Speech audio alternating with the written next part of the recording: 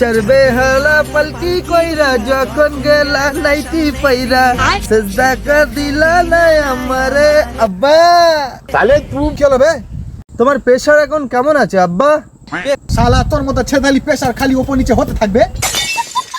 কি হয়েছে সেটা বল। সেরম কিচ্ছু হয়নি, আমি জুয়াতে 1 লাখ টাকা হেরে গেছি আব্বা। আমার রক্ত পানি করা টাকা।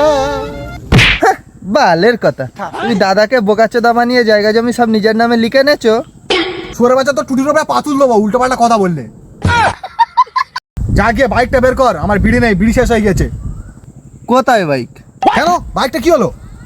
ওই বাইকটা বিক্রি করে তো আমি জুয়ার টাকাগুলো সব শোধ করে দিয়েছি। তুই যা শুরু করেছিস, তুই দেখতে দেখতে আমাকে বিক্রি করে দিবি। তোমার ফটো দেখাইছি, শালারা 1500 টাকা দিতে চাইছে।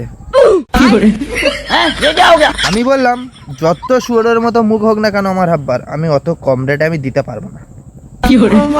কেউ তোকে 1,000,000 টাকা দিলে তুই আমাকে বিক্রি করে দিবি? দেখো আব্বা, আমি অত মিথ্যা কথা বলবো না, আমি তোমার 1500 টাকা রাজি হয়ে গেছি।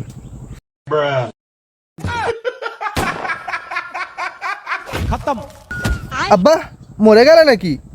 ঠিক আছে, মরে গেলে তো বাড়ি খান্নাটা পাবো।